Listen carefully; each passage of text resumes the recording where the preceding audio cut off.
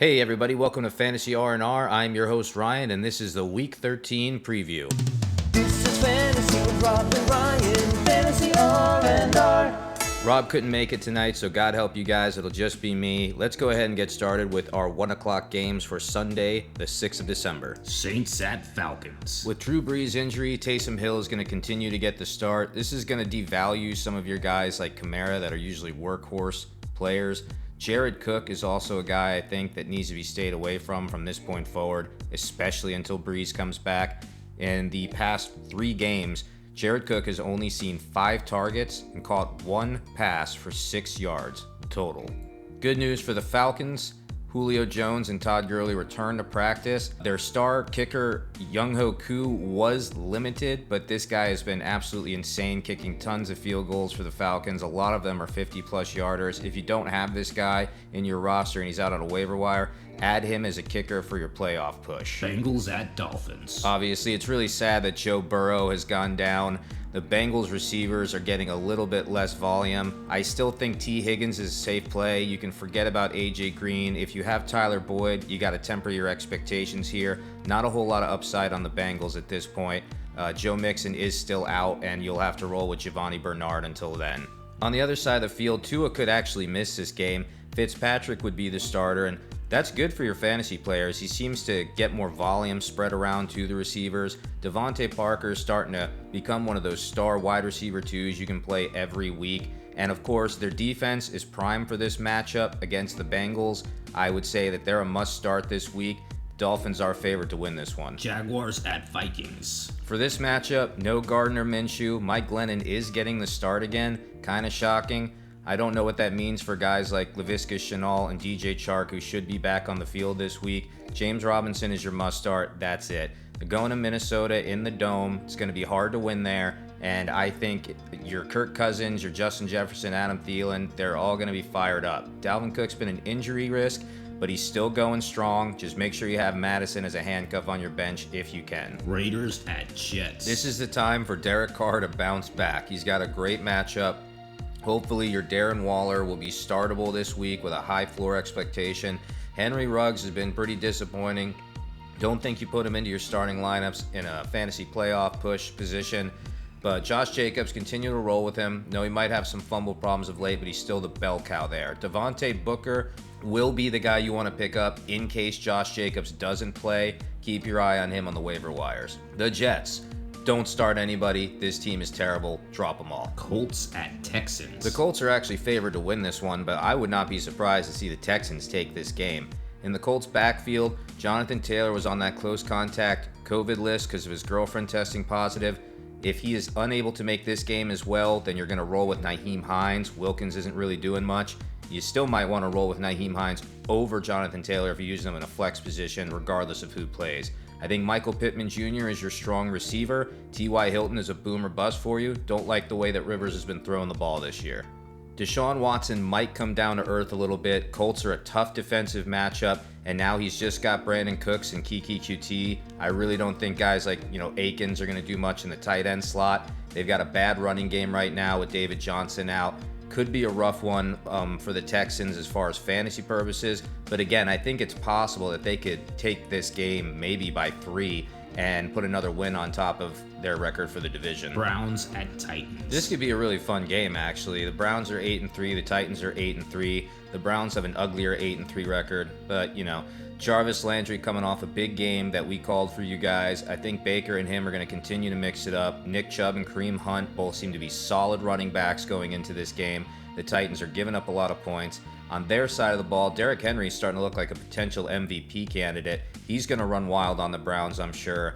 Lower your expectations for their passing game, but A.J. Brown is still going to be a must-start every week. Corey Davis could go off against his Browns defense. Keep your eye on him. Jonnu Smith has put up a 0 a couple of times this year. I think you put him on the back burner. Look for other tight end options that you think are good flex, high-ceiling plays this week. You don't have to play him every single week. Lions at Bears. Matthew Stafford is dealing with a thumb injury still, but he's trending in the right direction, as well as DeAndre Swift coming off the concussion. He's limited in practice.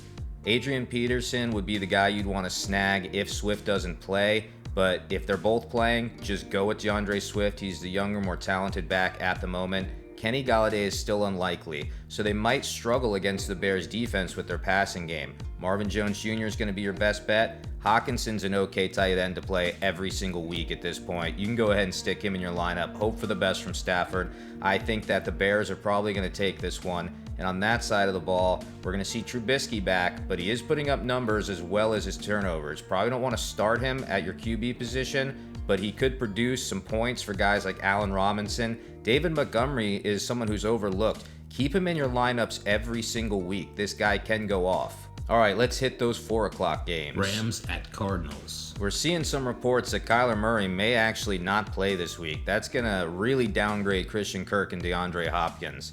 Their running game, Kenyon Drake seems to be picking it up. You can put away Chase Edmonds for now. Go back to starting Kenyon Drake. This is not the easiest matchup against the Rams, though. We'll also say Larry Fitzgerald, positive for Corona. He's not going to be able to come back for Week 13, so go ahead and leave him out of the equation, and that even downgrades Kirk and DeAndre Hopkins more because they won't have him on the field as a decoy. This Rams defense is ranked 3rd now in fantasy. If Kyler Murray does not play, go ahead and stick them in your lineup for a Week 13 stream. They could do really well for you. On their side of the ball, their running back situation is starting to clear up. Cam Akers could get a few more touches this week. I'm not saying you put him in at your RB1 or 2 position, but if you're weak on flex, try out Cam Akers this week.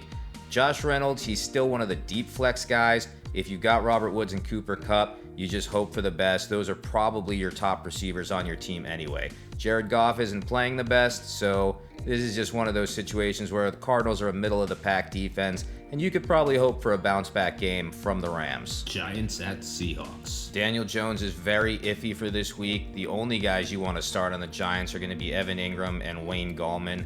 That's it. Temper your expectations for everybody on that offense, even with this bad Seattle defense. They're playing a lot better lately. And I get it, David Moore only got -6 yards this past game, but he did score a TD. I think he could be a sneaky flex play in this particular game. The Giants are going to do their best to double up on Metcalf and keep Lockett contained. I think this is your chance to maybe put in a guy like David Moore in your lower flex positions and get some volume out of him. He's due for it. Patriots at Chargers. This is another one. The Patriots are favored to win this. I think the Chargers could pull this off. I mean, the Patriots offense is just not potent at all. Cam Newton is hanging on to the ball too long. He's really only good with his feet right now. He's throwing a lot of picks. I don't think you start any Patriots wide receivers. Damian Harris and Sony Michel's situation, I think that's going to lean towards Harris. But Belichick seems to take these Patriots running backs, use them very specifically, and he might not even come back to them for the rest of the game. Stay away from that for fantasy purposes, but on the Chargers side of the ball, there's a lot of guys you can play with confidence this week.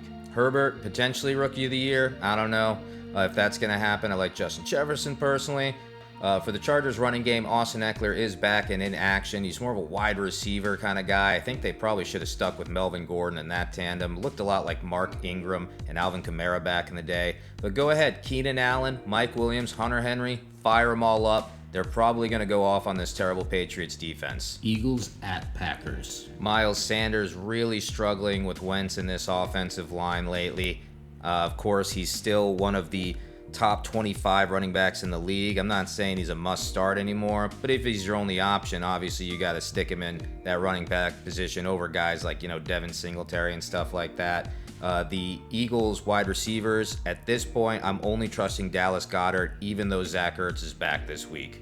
Rob wants to believe Allen Lazard will make a big splash in this game. Marquez Valdez-Scantling's kind of been reduced to a decoy blocking role, and in their run game, you can still use Jamal Williams as a high upside deep league flex. He gets the ball a lot even behind Aaron Jones. Broncos at Chiefs. Drew Lock, you suck. Don't start anybody on the Broncos against the Chiefs. Yeah, it's a tough divisional matchup. I don't think that the Broncos are going to give Patrick Mahomes any problems here, though. They're probably going to struggle to generate points when they do have the ball.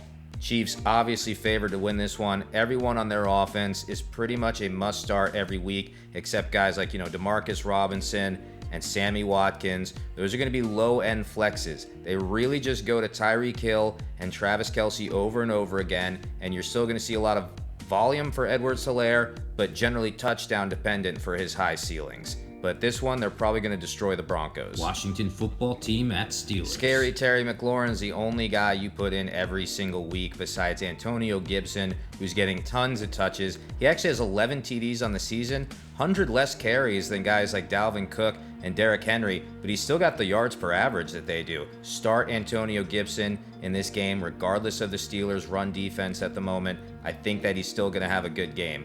While Logan Thomas has been doing pretty good, I think that he might have a rough matchup against the Steelers this week. You could probably bench him unless you have no other options. James Conner has been testing negative. He should be able to return this week. You can fire him up. Juju leave on your bench. Deontay Johnson and Claypool are dropping the ball a lot, but I think you go Claypool for the upside. Bills at 49ers. I think the Bills have a tougher matchup here than Vegas is giving everybody credit for. 49ers defense has been playing much better. It's their offense that's going to lose them this game. I think this is a great chance for Cole Beasley to have a high ceiling game. Look at him. Really don't like their run game, but they're starting to trend towards Zach Moss. If you're in a dynasty league, make sure that he is rostered. A lot of my leagues, he's already been rostered. The 49ers running back situation is usually a carousel, even when guys are healthy, but I call him Raheem must start. Don't forget about him this week. Ayuk also cleared to play. Him and Debo are going to be your main wide receivers on this team. They just may have low floors with Nick Mullins at quarterback. Tuesday night football, Cowboys at Ravens. All right, because of the scheduling issues with COVID for this particular week, the Ravens are getting pushed back all the way to a Tuesday night football matchup against the Cowboys. Obviously, the Ravens are favored to win this one because Lamar Jackson should be back. However, Mark Andrews is ineligible to play until week 14, so he's not going to be there. They've had a struggling passing offense. And with J.K. Dobbins and Mark Ingram allowed to return for this Week 13 matchup, you can't rely on just a plug-and-play of Gus the Bus. That's a muddy situation there. Ravens will win, but I'm not liking them for fantasy at the moment. This defense is also a little bit too strong for anybody on the Cowboys to be trusted. Ezekiel Elliott has 5 fumbles now. When he's doing that, they can't get the passing game started. There's no one on the Cowboys that you can rely on. If you're desperate, I think your best bet is to put in CeeDee Lamb and just hope for the best. Okay, guys, thanks for watching. That was the Week 13 preview. Hopefully next time Raw will be able to join me. Until then, this is Fantasy R&R. We'll see you in the next episode. That's what fantasy with Rob and Ryan. Fantasy R&R.